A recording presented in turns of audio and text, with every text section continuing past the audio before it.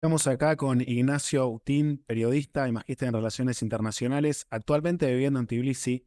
¿Cómo estás, Ignacio? ¿Qué tal, Gastón? ¿Cómo estás? Bien, bien. Vamos a estar hablando esta vez de Bielorrusia y eso me lleva a estas protestas que hubieron en 2020, esas elecciones en las que hubo una candidata que se proclamó como ganadora con una abundante diferencia, pero Lukashenko afirmó que él había ganado por una ajustada diferencia también, y finalmente siguió en el poder. Quiero que me cuentes un poco qué pasó en esa protesta de 2020. Parecía que iba a haber un cambio de régimen, que la gente salía a protestar a la calle en Minsk. ¿Qué pasó? ¿Por qué Lukashenko siguió en el poder y toda esa revolución que se estaba dando quedó atrás? Bien, para entender qué pasó con las protestas, primero hay que entender cómo llegamos a las elecciones. El Lukashenko gobierna desde 1994, fue reelecto muchas veces, pero en 2020 las elecciones tenían que ser el 9 de agosto y antes de las elecciones, por primera vez había un candidato opositor que parecía tener ciertas chances, parecía tener cierto apoyo, parecía movilizar bastante gente que se llamaba Babarika, Víctor Babarika, o Babarico en bielorruso, que era un banquero que tenía muy buenas relaciones con Moscú, eh, que tenía una política tendiente a la, promovía una política bastante tendiente a la democratización, pero sin abandonar el camino muy cercano a Moscú, y entre esas dos cosas sumaba mucho apoyo. Además era una figura popular, era un tipo muy carismático, y el gobierno respondió como respondió en todas las elecciones anteriores con candidatos que tuvieran cierto apoyo, que es meterlo preso. Le inventaron una causa que creo que era por lavado de dinero o algo parecido, no importa, ¿qué importa? Lo meten preso a Babanica.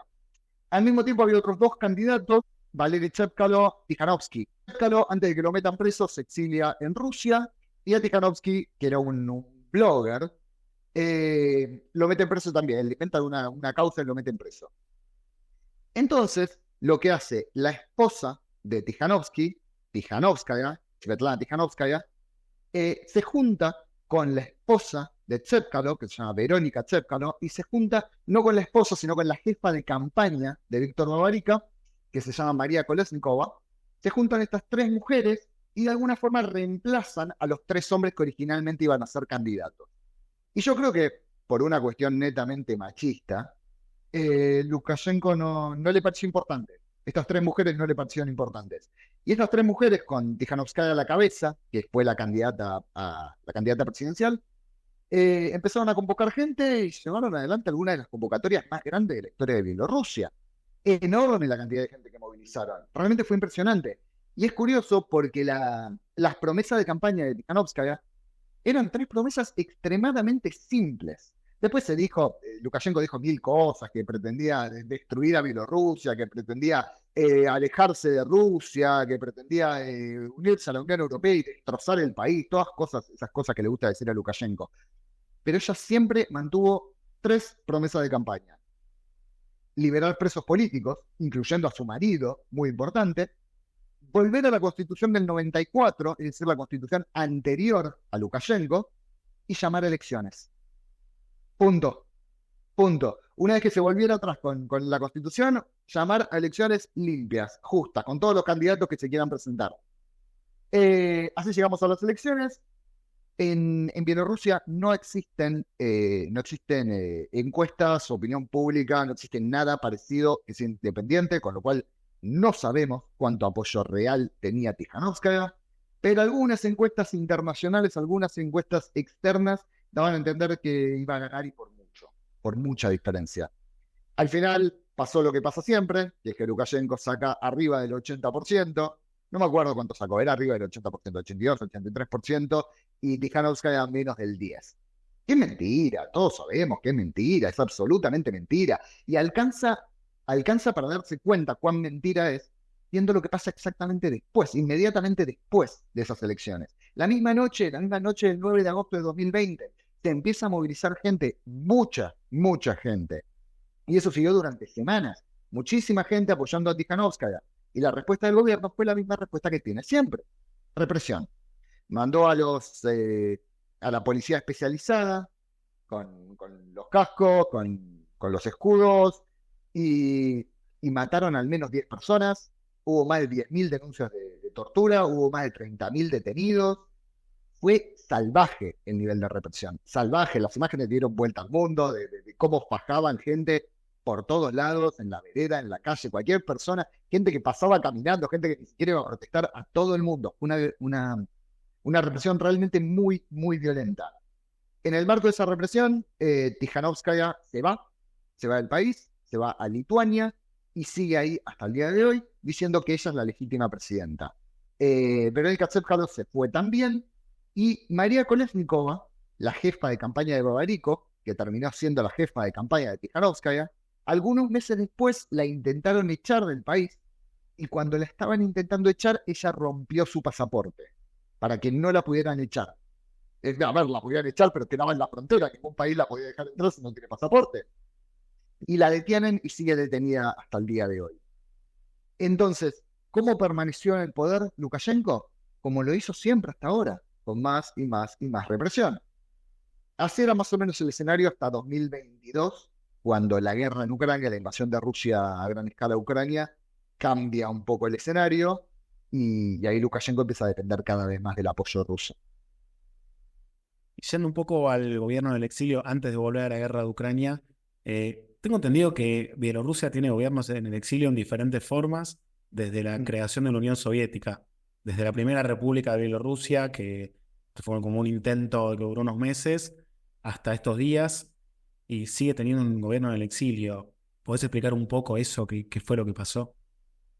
Sí, inmediatamente después de la Revolución Rusa, en el marco de la guerra civil rusa entre bolcheviques y llamémosle zaristas, entre rojos y blancos, entre los que apoyaban la revolución y los que estaban en contra de la revolución, en el marco de esa gran guerra se empiezan a independizar muchos países que formaban parte del Imperio Ruso.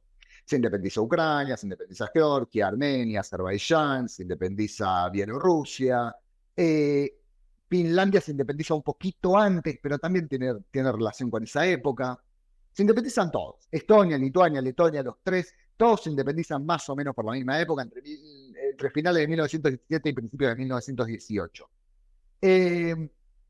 Pero al poco tiempo, para 1921, 1920, 1921, según el caso, los bolcheviques habían tomado el poder, ya todavía no se llamaba Unión de Repúblicas Socialistas Soviéticas, se va a empezar a llamar así en 1922, pero ya existía el antecedente inmediato de la Unión Soviética, ya dominado por los bolcheviques.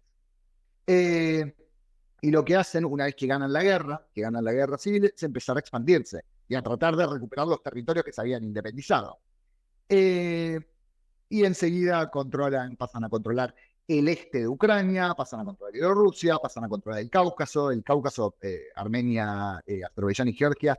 Para 1921 ya son 100% parte de la eventual Unión de Repúblicas Socialistas Soviéticas. ¿Y qué pasa con todos estos gobiernos? Bueno, muchos gobiernos simplemente desaparecen, pero hay algunos, como es el caso de Bielorrusia, que se exilian. Y lo mismo pasó, dicho sea de paso, lo mismo pasó con Rusia. La Rusia imperial también tuvo una suerte de gobierno del exilio, de un gobierno blanco, como se decía, un gobierno zarista. En el caso de Bielorrusia, la llamada República Popular de Bielorrusia, con la bandera roja y blanca, a tres bandas blanca, roja, blanca, eh, se exilia, si mal no recuerdo, primero en el Reino Unido y después en Canadá, y sigue existiendo hasta el día de hoy ese gobierno del exilio, ese gobierno de la República Popular de Bielorrusia. Eh, no tiene absolutamente ningún poder real, pero existe efectivamente. Y tiene algún tipo de reconocimiento, sobre todo lo tuvo después de 2020, y un poquito también con la guerra en Ucrania se le empezó a prestar atención a este tipo de grupos que presionaban desde afuera. Algo similar pasó también con Rusia, con los blancos. Pero en términos generales, la verdad es que no tiene demasiado peso. Y por otro lado, mencionabas el segundo gobierno en el exilio, que es Tijanovskaya. La Tata Tijanovskaya de Lituania, ella se dijo que ganó las elecciones de 2020 y, y como ganó las elecciones de 2020 es la legítima presidenta. Y de hecho en Lituania la reconoce como presidenta legítima de Bielorrusia. ¿Tiene algún poder? Poco, poco. Hay algunos gobiernos que la apoyan, hay algunas organizaciones que la apoyan, pero no puede volver a Bielorrusia, está en Lituania, y se dedica a viajar, dar conferencias, tratar de sumar apoyo, de generar solidaridad para su movimiento, y no puede hacer mucho, mucho más que eso. Pero es importante el trabajo que está haciendo. O sea que Bielorrusia se puede decir que tiene dos gobiernos en el exilio y el otro gobierno, el que quedó en Canadá, ¿qué rol cumple hoy en día? O sea que no decidieron unirse con Tikhanovskaya o hacer en conjunto un frente en común contra Lukashenko, nada de eso. En la práctica no tiene ningún peso. Ninguno, ninguno. Yo imagino que ni siquiera deben tener una oficina. Debe tener un escritorio y un cartelito. No, en la práctica no sirve para nada, no tiene ningún peso, es algo más bien simbólico. Mientras que Tikhanovskaya tiene más peso, es una figura más reconocida, la invitan de distintos lugares, de distintos gobiernos, de distintas organizaciones. Ella sí es mucho más conocida, pero este gobierno del exilio, la verdad, a esta altura no tiene ningún peso. Y la idea del gobierno de Tikhanovskaya, tanto como este gobierno anterior del exilio, era restablecer los símbolos anteriores de la Primera República Bielorrusa. Correcto, correcto. De hecho, cuando se independiza Bielorrusia en 1991, recordemos que Bielorrusia es uno de las tres ex repúblicas socialistas soviéticas que, que de facto destruyen la Unión Soviética. Se juntan Shushkevich, el líder de Bielorrusia, el primer líder de la Bielorrusia independiente, se junta con Boris Yeltsin, el presidente de la Federación de Rusia, y con Leonid Kravchuk, el líder de Ucrania. Se juntan los tres y entre los tres disuelven la Unión Soviética y se independizan y termina todo. Algunos países ya se habían independizado antes. Eh, y, y Bielorrusia se independiza con el escudo de armas y con la bandera de 1918, de esa República Popular de Bielorrusia que se había independizado después de la Revolución Rusa. Y, y cuando en 1994 asume Lukashenko, convoca a varios referéndums que cambian muchísimas cosas. Una de las más importantes es que concentra mucho más el poder en la figura presidencial, empieza a tener cada vez más poder él. Después va a convocar a otros referéndums y va a haber otras modificaciones de la Constitución, la última fue en 2022. Y uno de los cambios quizás más simbólicos es el cambio de bandera y del escudo de armas de Bielorrusia. Vuelve a la bandera de la República Socialista Soviética de Bielorrusia, que es la bandera actual, pero, la bandera de la República Socialista Soviética de Bielorrusia tenía la O y el martillo. Y eso se lo saca Lukashenko. Mantiene la misma bandera, pero sin martillo. Y cambia el escudo de armas del país por el de la República Socialista Soviética de Bielorrusia, solo que en el medio, en el escudo original, estaba la O y el martillo, y ahora está el contorno de Bielorrusia.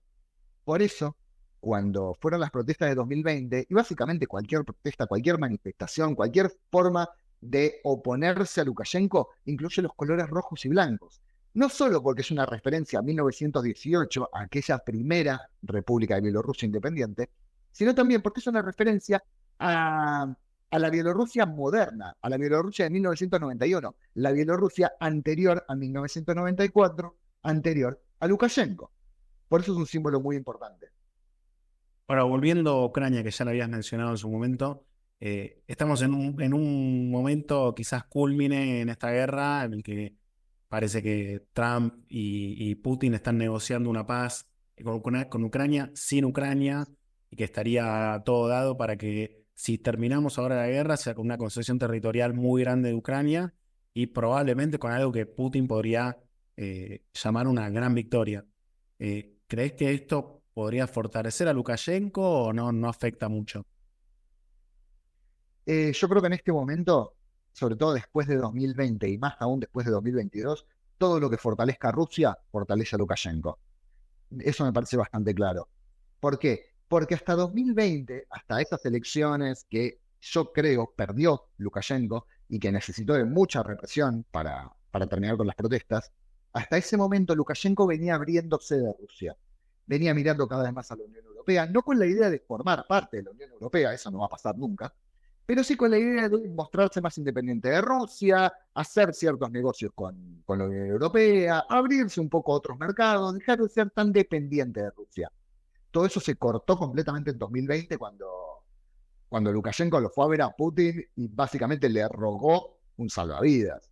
Ayúdame porque se me vienen todos encima. Y, y efectivamente eso pasó. A partir de ese momento, Bielorrusia se convirtió en un país mucho más represivo, que ya lo era, pero aumentó exponencialmente el nivel de represión. Y después de 2022, con la guerra, con la invasión de Rusia a Ucrania, pasaron dos cosas. Por un lado, que Bielorrusia, si bien oficialmente no forma parte de la guerra, efectivamente forma parte de la guerra. En principio, porque su territorio fue utilizado para lanzar ataques contra Ucrania, para lanzar misiles contra Ucrania, para lanzar una ofensiva terrestre contra Ucrania. Al menos el territorio fue utilizado. Y probablemente, no tengo pruebas, pero tampoco tengo dudas, también participaron soldados bielorrusos. Y lo segundo que pasó en 2022 es que Bielorrusia cambió su constitución. Hubo una reforma constitucional en ese momento. Y una de las cosas más importantes, creo yo la más importante de esta reforma constitucional, que es que Bielorrusia abandona su estatus de país no nuclear. Eso significa, hasta ese momento, Bielorrusia no podía albergar armamento nuclear. A partir de 2022, Bielorrusia no solo puede, sino que lo hace. Tiene armamento nuclear ruso. Armamento nuclear que Rusia puede utilizar, por ejemplo, contra Ucrania. Con lo cual, Bielorrusia, si bien oficialmente no forma parte de la guerra, es como decir, bueno, oficialmente no hay una guerra porque nunca hubo una declaración de guerra formal de Rusia. Sí, formalmente no hay guerra, pero todos sabemos que es una guerra. Bueno, formalmente Bielorrusia no forma parte de la guerra, pero todos sabemos que forma parte de la guerra. De hecho, según la Carta de Naciones Unidas, solamente el hecho de prestar tu territorio para lanzar un ataque implica un crimen. Es parte de un crimen de agresión que está estipulado en la Carta de Naciones Unidas. Con lo cual, aún si Bielorrusia no hubiera hecho nada más que prestar su territorio, aún así forma parte del crimen de agresión. Y Lukashenko podría ser condenado si en algún momento alguien condena a Putin. Forma parte de lo mismo. Con esto quiero decir, Lukashenko viene en paquete con Putin. Todo lo que fortalezca a Putin va a fortalecer a Lukashenko. Pero también es cierto que esto le costó y caro a Lukashenko. Toda esta independencia, toda esta autonomía, todo esto que quería mostrar hasta 2020, hoy no existe. Hoy es un anexo. Hoy depende 100% de Rusia. Sin Rusia está muerto. Quizás no muerto literalmente, pero sí su gobierno. Sí muy debilitado, tanto en términos políticos como económicos. Por eso todo lo que fortalezca a Putin va a fortalecer a Lukashenko. Fue una operación especial, en realidad, lo que se montó en Ucrania con una mediación bielorrusa, porque hasta en un momento Lukashenko se propuso como mediador neutral entre las partes, lo cual ya era de por sí no sé ni cómo llamarlo. Sí, era una patochada. Era cualquier cosa. Era cualquier cosa. Y, y en algún momento Lukashenko llegó a decir, los ucranianos nos quieren invadir. Ucrania va a invadir Bielorrusia, con lo cual tenemos que defendernos. Que es una forma de decir, dame 30 segundos y ataco yo también. Estoy allanando el terreno para atacar. No lo hizo, oficialmente no lo hizo, pero lo planteó en 2022. Para ir finalizando, Ignacio, ¿cuántas chances crees que hay de que en algún momento veamos una Bielorrusia democrática bajo el gobierno de Tikhanovskaya o quien corresponda, ¿no? Quien vote el pueblo bielorruso? A corto plazo, mediano plazo, ninguna. Cero, absolutamente ninguna. Quizás había alguna antes de 2020, pero el tiempo ha demostrado que Lukashenko tiene mucha fuerza, tiene mucho apoyo, tiene mucho poder, tiene mucha capacidad de represión. Y no hay ningún lugar para que se forme una oposición, y hay cada vez, el poquito lugar que había está cada vez más restringido. Ahora, ha habido casos en los que en lugares muy represivos se terminó el gobierno. Ha pasado en algunos lugares. Hemos visto la caída de la Unión Soviética. Sí, es cierto. Pero la caída de la Unión Soviética, la caída de todos los regímenes comunistas de Europa Oriental, necesitaron un empujoncito de unos cuantos factores. De gobiernos cada vez más debilitados, de cierta apertura, como fue la perestroika y la glasnost de la mano de Gorbachev en 1985, de cierta debilidad económica, de cambios alrededor, de quizás una figura externa que aparezca, como fue el caso de Polonia con el Papa Karol Wojtyła, o Juan Pablo II, que era polaco y empezó a hablar cada vez más de Polonia. Se necesita un empujón importante. Y eso no está ocurriendo. Parecía que podía llegar a pasar en 2020, quizás, con Tijanowskaia dando vueltas por el continente, pero después Ucrania un poco lo sacó de agenda. Eh, hoy Bielorrusia no está en agenda, hoy Bielorrusia no tiene mayor preponderancia a nivel internacional, muy pocos están mirando lo que pasa en Bielorrusia. De hecho, las elecciones que hace algunas semanas ganó Lukashenko con casi el 90%, nadie le prestó atención, no fue ninguna sorpresa que ganara por cerca del 90%, sabemos que son elecciones completamente falsas, lo sabemos todos, era muy esperable. El tema desapareció. Y salvo que haya un cambio muy importante de la política internacional, del escenario, a corto plazo yo lo veo absolutamente imposible, absolutamente imposible. No quiero ser pesimista, pero me parece que por ahora eso no va a pasar. ¿Puede haber un cambio en algún momento? ¿Quién sabe? Pero no por ahora. Bueno, muchísimas gracias, Ignacio, por haber participado en este capítulo de Ciudadanos Globales. Estaremos viendo qué pasa con esta situación y sobre todo con el proceso de paz de Ucrania. Muy bien, ha sido un placer.